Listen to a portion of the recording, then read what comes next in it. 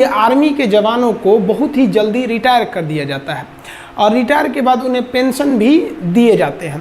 Pension के बोझ को कम करने के लिए टूर ऑफ ड्यूटी को लाया गया। तो समझते हैं हम लोग टूर ऑफ ड्यूटी के बारे में डिटेल से। आप अगर ध्यान से समझेंगे तो आर्मी में जाने के कई रास्ते हैं। इंडिया में अगर देखिएगा तो ये 3 रास्ते हैं। अभी इंडिया में एक दौर है परमानेंट कमीशन। परमानेंट कमीशन उसे कहा जाता है जिसमें आपको पूरी ज़िंदगी आर्मी के साथ पूरी लाइफ गुजारनी होती है। लाइफ कहने का मतलब ये नहीं है कि आपको पूरी ज़िंदगी आर्मी में नहीं रहना है। अगर आप जवान हैं तो आपकी उम्र 38 से 40 साल होगी तो आपको रिटायर कर दिया जाएगा। ऑफिसर हैं तो 54-55 पे रिटायर कर दिया जाता है। कर्नल से ऊपर रैंक के हैं तो 60 साल पे रिटायर किया जाता है। तो ऑन एन एवरेज ये परमानेंट में आते हैं। इसके अलावा एक शॉर्ट सर्विस कमीशन होता है। इसमें आपको 10 से 15 साल ड्यूटी करनी होती है। जब तक ड्यूटी करिएगा तब तक आपको सैलरी वगैरह सब कुछ मिलते रहेंगे। 15 साल बाद रिटायर कर दिया जाता है। अब रिटायरमेंट के बाद इन लोगों को पेंशन भी दिया जाता है। अब आर्मी जो नया प्लान कर रही है वो टूर ऑफ ड्यूटी ये 3 साल के लिए होगा।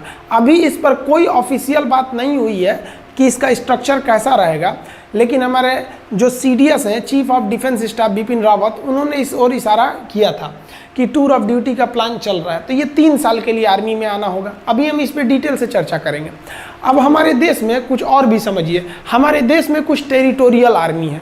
टेरिटोरियल आर्मी उसे बोला जाता है जिन्हें हम ट्रेनिंग देते हैं और ट्रेनिंग देने के बाद उन्हें छोड़ देते हैं, भैया आपको जो काम करना है करिए। और जब युद्ध होगा ना तो हम उन्हें बैकअप के लिए बुला लेते हैं। ऐसे टेरिटोरियल आर्मी ये होते हैं। ये इसलिए किया जाता है ताकि लोगों का सेना से जुड़ाव बना रहे। हमारे महेंद्र सिंह धोनी भी टेरिटोरियल आर्मी में लेफ्टिनेंट कर्नल के रैंक पर गए थे। आप अगर देखेंगे महेंद्र सिंह धोनी को तो वो भी टेरिटोरियल आर्मी में अपनी सेवा दिए हुए हैं। इनका रैंक देखेंगे तो ये लेफ्टिनेंट कर्नल के रैंक पे ये गए थे महेंद्र सिंह धोनी। तो ये टेरिटोरियल आर्मी में है। तो ये तो पहले से चल रहा है टेरिटोरियल आर्मी हमारा। तो अब यहाँ देखिए, तो आर्मी पहले से टेरिटोरियल कर रही है। दूसरा, इनवर्स इंडक्शन करना चाह रही है। आर्मी इनवर्स इंडक्शन के तहत क्या करना चाह रही है कि जो CRPF या फिर पैरामिलिट्री में है, जो ड्यूटी कर रहे हैं, मान लीजिए कोई BSF में है, कोई CRPF में है, कोई PSC में है, कोई बिहार मिलिट्री पुलिस BMP में है, इस तरह से है, या पुलिस के जवान हैं, तो उनमें से आर्मी का क्या कहना है कि भैया जो उनमें से तेज तर्रार जवान है ना, उनको हम क्या करते हैं, सेना में लेते आते हैं। कहते हैं कि भैया एक काम करो, तुम चलो 5 साल के लिए तुम सेना में चलो। 5 साल तुमको सेना में ड्यूटी कराते हैं। ऐसा नहीं कि डायरेक्ट ले आ देंगे, उन्हें भी ट्रेनिंग दिया जाएगा, पूरा फौजी बनाया जाएगा और फिर सेना में लाएंगे।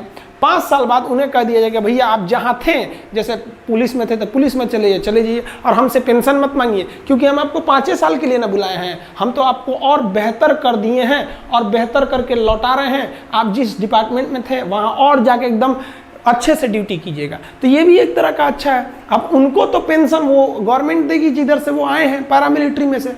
आर्मी ने अपने सेना में 5 साल ड्यूटी भी करा लिया और वापस भी कर दिया, आर्मी का पेंशन भी बच गया। तो वो इन्वर्स इंडक्शन पे भी विचार कर रही है। इसी के तहत NCC को भी बैकअप में तैयार करके रखा जाता है कि अगर बहुत ज़्यादा हम लोग कैजुअलिटी हो गई लड़ाई के समय, तो एक बैकअप के लिए हम NCC को भी रख सकते हैं। मैंडेटरी सर्विस हमारे देश में नहीं है। इजराइल में है क्या कि इजराइल में आपको लगभग 2.5 साल सेना में जाना ही जाना है।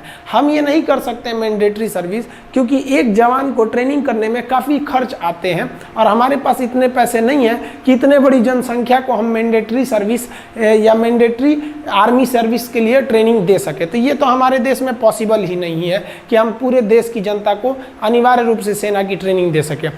इनवर्स इंडक्शन क्या है समझा दिए। टेरिटोरियल आर्मी केवल सेना का मनोबल बढ़ाने के लिए इसमें VIP लोग को शामिल कर दिया जाता है। अब मेन जो है वो हमारी बात चल रही है किस पर, टूर ऑफ आर्मी पर, टूर ऑफ ड्यूटी पर। इसके तहत केवल 3 साल के लिए लाया जाएगा। अब आप कहिएगा कि सर 3 साल में फ़ायदा क्या हो। देखिए, मान लीजिए अगर इस साल 1000 लोगों को भर्ती किए, फिर अगले साल 1000 लोग, फिर अगले साल 1000 लोग, 3 साल में हमारे पास कितने हो गए, 3000। अब अगले साल तो जो पहले आए थे वो तो रिटायर होंगे, फिर 3000 आ जाएंगे। तो इस तरह से हमारे पास हमेशा एक रेगुलर आर्मी बनी रहेगी और ये आर्मी को हमें क्या नहीं देना पड़ेगा, पेंशन भी नहीं देना पड़ेगा। अभी हम पेंशन पे आएंगे, चर्चा करेंगे। अब थोड़ा सा हम आगे समझते हैं टूर ऑफ ड्यूटी में। ध्यान से समझिए, इस टूर ऑफ ड्यूटी के बारे में समझिए। ये एक तरह का इंटर्नशिप है। इंटर्नशिप क्या होता है कि आपको किसी खास काम के लिए और खास फिक्स समय के लिए जब बुलाया जाता है तो उसे इंटर्नशिप कहते हैं। इससे सेना हमेशा जवान रहेगी, यंग रहेगी। जैसे मान लिया कि हमने 1 साल के लिए 1 लाख लोगों को किस में भर्ती किया, टूर ऑफ ड्यूटी में। इस साल भर्ती किया, फिर अगले साल 1 लाख को भर्ती कर लेंगे, फिर अगले साल 1 लाख को कर लेंगे, यानी 3 लाख हमारे पास आ गए सब। फिर अगले साल इधर 1 लाख को रिटायर करेंगे तो फिर 1 लाख को भर्ती भी तो कर लेंगे। और जिसको हम रिटायर किए उसको तो पेंशन देना नहीं है कि भैया हम 3 साल ड्यूटी कराए हैं। अब ध्यान से समझिएगा जी, ऐसे करके हमारे पास 3 लाख का स्टॉक बचा। और ये 3 लाख की जो आर्मी है एकदम यंग है, 18 साल के लड़कों को भर्ती करेंगे, 18, 19, 20, 21, तो ये 3 साल का 18 से 21 साल का 18 से 21 साल के लड़कों को शादियों भी यहाँ नहीं हुआ रहता है, एकदम यंग गर्म खून रहता है। अब बॉर्डर के फ्रंट लाइन पे खड़ा करेंगे ना, देशभक्ति राष्ट्रवाद तो कूट कूट के भरा है, समझ में। अब जैसे कोई परिवार वाला आदमी है, सेना हमारे हर उम्र के जवान बहादुरी से लड़ते हैं, लेकिन जो 40-50 साल एज हो गया उन पे जिम्मेदारियां हैं, उनके बाल बच्चे हैं, वो भी इंसान हैं, वो भी हमारे लिए लड़ते हैं, तो एक उनके ऊपर जिम्मेदारी है। एक जो नया नया छोड़ा जाता है, इसमें कोई जिम्मेदारी नहीं, ना आगे ना अपना पीछे पगा, गोली चलाया रे तुम हम पे, एगो चलाएगा हमसे चुरा बम मार देंगे यहाँ पे। तो ये आर्मी को यंग रख सकते हैं, इससे आर्मी को डबल फायदा कि आर्मी हमेशा यंग रह गई, और जो रिटायर हुए उन्हें सैलरी भी नहीं देना है, और आर्मी कम भी तो नहीं होगी ना भैया, हर साल हम 1-1 को रखे रहेंगे, हमेशा हमारे पास 3 लाख की एक टूर ऑफ आर्मी की, टूर ऑफ ड्यूटी की फौज पड़ी रहेगी। समझ में आया कि नहीं आया? अब आप कहिएगा कि सर वो जो 3 साल बाद रिटायर कर देंगे और उसको पेंशन भी नहीं देंगे तो लड़का कहाँ जाएगा? तो देखिए भैया, इसमें सेना विचार कर रही है कि हम इस तरह से एंट्री कराएंगे कि जैसे कोई लड़का ग्रेजुएट हो गया है, तब आओ भैया 3 साल ड्यूटी करो और जाओ। और सरकार एक नियम बना देगी कि कोई भी एसएससी, रेलवे, बैंक वगैरह वो इन लड़कों को आरक्षण दे जो मतलब आर्मी की ट्रेनिंग कर लिए। क्यों? क्योंकि इनके अंदर एक डिसिप्लिन आ जाएगा, सेना उनको डिसिप्लिन 9 महीने का ट्रेनिंग देगी। ऐसा नहीं कि टूर ऑफ ड्यूटी आइए आपको टूर करा देते हैं, उठाइए AK-47, ऐसे नहीं, 9 महीने की एकदम कठिन ट्रेनिंग दिया जाएगा उन लोग को। ट्रेनिंग में कोई कॉम्प्रोमाइज़ नहीं होगा, उनका 9 महीने का ट्रेनिंग दिया जाएगा। समझ में? आप वो जिस डिपार्टमेंट में जाएंगे एकदम डिसिप्लिन, इतने बजे ऑफिस आना है तो आना है, हर चीज़ एकदम बढ़िया से रहेगा। इससे कि उनको देखकर डिपार्टमेंट के बाकी लोगों में भी एक जज्बा आएगा। और आप खुद देखिए ना, हम लोग, आप हो या हम हो, जब भी कहीं जाते हैं तो बगल में कोई फौजी रहता है तो अपने अंदर से एक आत्मसम्मान का दिल, वो आदमी हाथ उठाकर सैल्यूट नहीं करता है, लेकिन अपने दिल से पूछेगा आदमी, उन्हें दिल से सैल्यूट करता है कि इनके बदौलत हम लोग अपने घरों में सुरक्षित हैं। तो जहां वो ड्यूटी करने जाएंगे वहां भी लोगों का सेना के प्रति इज्जत बढ़ेगा, और वो भी लोग चाहेंगे कि हम भी अपने नेक्स्ट जनरेशन को सेना में भेज सकें। तो एक आर्मी है, एक काफ़ी अच्छा बैलेंस बना के कर रही है। आखिर आर्मी को ऐसी ज़रूरत क्यों पड़ी? अब आप कहिएगा, यहाँ एक नेगेटिव पॉइंट ये आता है कि अगर हम 3 साल ड्यूटी करा के निकाल देते हैं तो जितने भी आएंगे, हमारी सेना यंग तो रहेगी लेकिन एक्सपीरियंस नहीं हो पाएगा। देखिए, जवान रहना भी ज़रूरी है, एक्सपीरियंस का भी रहना ज़रूरी है। कहीं कहीं जोश और जुनून काम नहीं आता है, एक्सपीरियंस काम आता है। तो इसीलिए आर्मी विचार कर रही है कि हम अपनी आर्मी में 40%, 30 से 40% फौज को टूर ऑफ ड्यूटी के तहत रखेंगे ताकि ये लोग जवान रहें, और बाकी 60% फौज हम फुल परमानेंट सर्विस वाले रखेंगे ताकि इनके पास एक्सपीरियंस रहे। तो आर्मी हर तरह के मैटर पर विचार कर रही है। याद रखिएगा, अभी ये विचार हो रहा है, कंफर्म अभी नहीं हुआ है।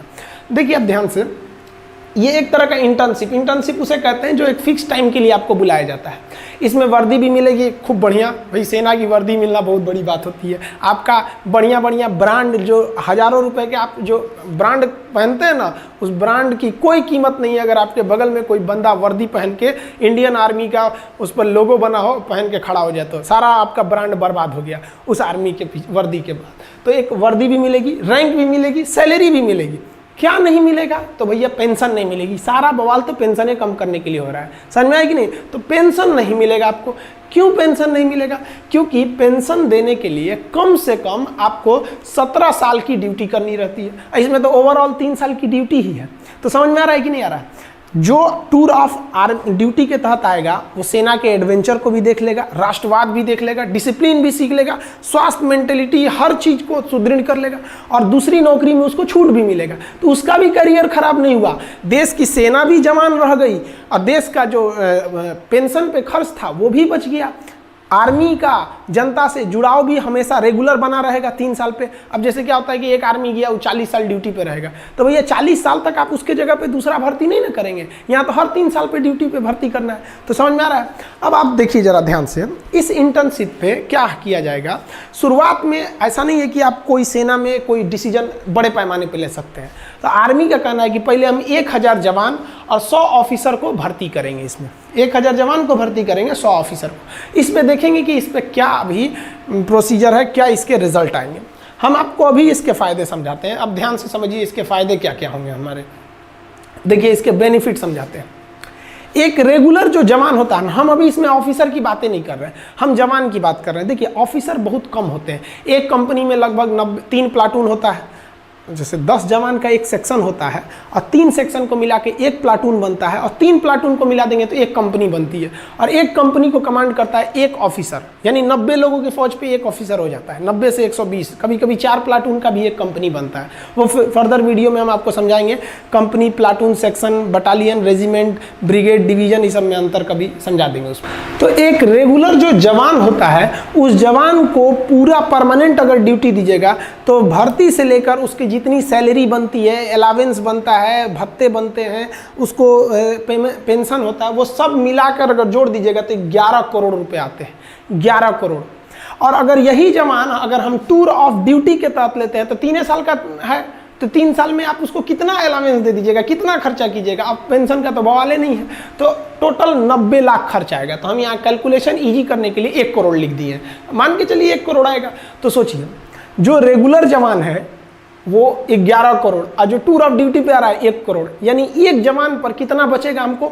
10 करोड़ बचेगा। दूसरा, ये तो पैसा बच ही गया। दूसरा, ये जो फुल समय ड्यूटी करेगा, जैसे मान लीजिए कि हम ही आर्मी में भर्ती हो जाए तो अभी हम अच्छे से ड्यूटी कर सकते हैं, लेकिन 10 साल बाद क्या बुढ़ा जाएगा आदमी, अच्छे से नहीं ना ड्यूटी हो पाएगी, उतने बेहतरीन ढंग से नहीं हो पाएगा जितना कि यंग आदमी कर सकता है। तो इससे डबल फायदा टूर ऑफ ड्यूटी से। एक जवान के पीछे 10 करोड़ बच गया और सेना पूरी तरह जवान है, एकदम यंग है। समझ में आया कि नहीं? तो ये हो गया इससे फायदा। अब देखिए जरा ध्यान से, स्टार्टिंग हम लोग ट्रायल जो करने जा रहे हैं, शुरुआत में हम लोग 1000 सैनिकों को भर्ती करेंगे। तो देखिए बेनिफिट क्या होगा, हम 1000 सैनिकों को भर्ती करने जा रहे हैं। एक सैनिक पर कितना बेनिफिट है? 10 करोड़ का। तो 1000 पर कितना हो जाएगा? उसमें 10 से गुणा कर दीजिए, 10,000 करोड़। 10,000 करोड़ की बचत आ जाएगी, क्योंकि एक सैनिक पर हमारा बचत हो रहा है 10 करोड़ का। तो 1000 सैनिकों पर बचत कितना हो जाएगा? इसमें 10 से गुणा करेंगे तो 10,000 करोड़ का बचत हो जाएगा हम लोग को। अब इस बचत से 10,000 करोड़ से हम आधुनिक हथियार खरीद सकते हैं, आर्टिलरी खरीद सकते हैं, हेलीकॉप्टर खरीद सकते हैं। आप खुद सोचिए ना, 126 राफेल जहाज़ों की ज़रूरत थी, कितना रहा है? केवल 36, यानी 90 जहाज अभी कम आए हैं। अब सोचिए हमारे यहाँ पे तो पैसे, हथियार पे पैसे कम खर्च होते हैं और अपनी की टेक्नोलॉजी उतनी आगे नहीं है जितना होना चाहिए। सेना के क्षेत्र में हम मतलब सेना में जो हथियार बनाना है तो उसमें हम लोग उतना मतलब संतोषजनक विकास नहीं कर पाए। मिसाइल टेक्नोलॉजी हम लोग की आगे है, लेकिन जो हेलीकॉप्टर एविएशन सेक्टर है उसमें बहुत संतोषजनक विकास नहीं हुआ है। अब आप ऐसे अंदाजा लगाइए, 1 रैंक 1 पेंशन जब आया था तो आपको पता होगा ये क्या है 1 रैंक 1 पेंशन। मतलब क्या है समझिए ध्यान से, कि जिस तरह से लोगों की सैलरी बढ़ती है, जैसे जो दरोगा 2010 में था या जो 1995 में दरोगा की जो सैलरी थी, क्या 2020 में वही सैलरी है? नहीं ना, सैलरी बढ़ रही है। तो 1 रैंक 1 पेंशन में क्या कहना है कि भैया जब सैलरी बढ़ रही है ना तो पेंशन भी बढ़ाइए। यानी जो आदमी, जो सिपाही 2020 में रिटायर हो रहा है उसका पेंशन जितना है उतना ही पेंशन उस सिपाही का भी होना चाहिए जो 2002 में रिटायर हो गया और अभी तक जिंदा है, मतलब मान लीजिए जीवित है। अब आर्मी को तो बहुत यंग एज में ना रिटायर कर दिया जाता है, तो मतलब कहना है कि पेंशन एकदम सेम होना चाहिए। तो इससे पेंशन पे बोझ इतना बढ़ गया है कि आर्मी ना अपने कुल बजट का लगभग 60%, बबुआ 60% लगभग केवल सैलरी और पेंशन में खर्चा हो जाता है। यानी जो आर्मी को पैसे मिलते हैं उस पैसे का 60% सैलरी या पेंशन में खत्म हो जाता है। बाकी में आपका डीजल का खर्चा है, ये वगैरह वगैरह खर्चे हैं, तो बहुत कम खर्च हो पाते हैं हम लोग का। अब ऐसे समझिए ध्यान से हमारी आर्मी को टोटल 2.5 लाख करोड़ रुपए मिलते हैं साल में, कि भैया इस 2.5 लाख करोड़ में आपको जो करना है करिए। अब 2020 का हम आपको बताते हैं, जो 2.5 लाख करोड़ मिले थे हम लोग को उसका हिसाब देखिए ध्यान से यहाँ पे कैसे है 2.5 लाख करोड़ का 2020 में। उस 2.5 लाख करोड़ में से 1,33,000 करोड़ हम लोग पेंशन देने में खर्च कर दिए, यानी लगभग आधा खर्च कर दिए पेंशन देने में, 1 रैंक 1 पेंशन का पेंशन पे। और हथियार कितने का खरीदे? 1,20,000 करोड़। आप अगर इसको जोड़िएगा तो लगभग 2.5 लाख करोड़ आ जाता है। तो ये हमारा 2.5 लाख करोड़ का हिसाब है, आधा निकल गया पेंशन सैलरी देने में, अब बाकी बचा। अब खुद सोचिए ना, पेंशन वगैरह का जो हमारा खर्चा है पेंशन का, उससे कम खर्चा है हमारे हथियार का। अब कहीं ना कहीं आपको भी ये अजीब लग रहा होगा सुन के कि भैया हम हथियार पे जितना खर्च कर रहे हैं उससे ज़्यादा पेंशन पे खर्च कर रहे हैं। तो ये टूर ऑफ ड्यूटी है, इसके पीछे भले ये तर्क दिया जा रहा है कि आर्मी जवान रहेगी, सेना जवान रहेगी, ये तर्क दिया जा रहा है कि युवाओं में जो राष्ट्रवाद है, जो देश प्रेम है, उसका सही उपयोग होगा, लेकिन इसके पीछे जो मेन रीज़न है वो आपको दिख गया कि आर्मी अपने पेंशन को बचाकर उस पैसे को मॉडर्नाइजेशन की ओर लगा सकती है। क्योंकि हमारे जो बगल में चाइना है ये बहुत ही ज़्यादा अपने आर्मी पे पैसे खर्च कर रहा है। तो ये समझ में आ गया आप लोग को। अब आपके मन में एक सवाल आएगा कि ये जो सैनिक होंगे टूर ऑफ ड्यूटी पे, ये कैसे आएंगे? टूर पे जैसे घूमने जाते हैं? नहीं, इनका भी वैसे ही बहाली होगी, वैसे ही भर्ती होगी जैसे एक रेगुलर आर्मी का होता है, वैसे ही ट्रेनिंग होगी जैसे एक रेगुलर आर्मी का। यानी अगर कोई जवान खड़ा है तो आप देख के नहीं कह सकते हैं कि टूर ऑफ ड्यूटी का है कि ये परमानेंट है। फिर आप उसके आई कार्ड को देखना पड़ेगा, उसका सर्विस रिकॉर्ड देखना पड़ेगा कि कौन सा ये जवान है, तब पता करेंगे। ट्रेनिंग भी एक ही जगह पर होगी, सैलरी भी एक मिलेगा, हर चीज़ एक रहेगी। फ़र्क बस ये रहेगा कि भैया आपको 3 साल पर रिटायर कर दिया जाएगा बस, अब और पेंशन नहीं दिया जाएगा। भर्ती सेम होती है। आप आर्मी की भर्ती देखे होंगे, हमारे देश के जितने युवा जवान होते हैं दौड़ लगाते हैं वो लोग 4 मिनट में 1600 मीटर दौड़ लगा के वो दौड़ लगाते हैं। फिर जो प्रोसीजर होती है उनका, वो उस प्रोसीजर के बाद वो लोग सेलेक्ट होते हैं, और सेलेक्ट होने के बाद तब वो कहाँ जाते हैं? आर्मी में जाते हैं। सबका पैरामीटर सेम रहेगा। आर्मी में अगर वो चले जाते हैं तो आप नहीं कह सकते हैं कि इनमें से कौन सा जवान टूर ऑफ ड्यूटी का है और कौन सा जवान हमारा मतलब परमानेंट है। तो सब का सब क्या रहेगा? एकदम सेम रहेगा। आप समझ में आ गया आप लोग को कि ये टूर ऑफ ड्यूटी मेनली किसके लिए किया जा रहा है कि भैया हम अपने पेंशन पे हो रहे खर्च को कंट्रोल कर सके और अपनी सेना को मॉडर्न टेक्नोलॉजी दे सके। जैसे हमारे सैनिकों का बैलिस्टिक हेलमेट नहीं रहता है, इंफ्रारेड रिकॉग्नाइजर नहीं रहता है, अभी भी हम लोग इंसास राइफल लेके चल रहे हैं लोग। तो ये सब चीज़ें, आर्मी की जो बूट होती है वो काफ़ी हैवी होती है, वजन में बहुत भारी होता है। अभी कई ऐसे बूट आ गए हैं आर्मी के पास, जैसे अमेरिकन सोल्जर का दिखेगा तो बूट बहुत मजबूत रहता है, जूता, और भारी नहीं रहता है। हमारे सैनिकों का बूट मजबूत है लेकिन भारी है। तो भैया उसके लिए क्या चाहिए? पैसे चाहिए। तो हम लोग का आधा पैसा तो सैलरी पेंशन पे ख़त्म कर दे रहे हैं। तो आई होप आप समझ गए होंगे टूर ऑफ आर्मी का।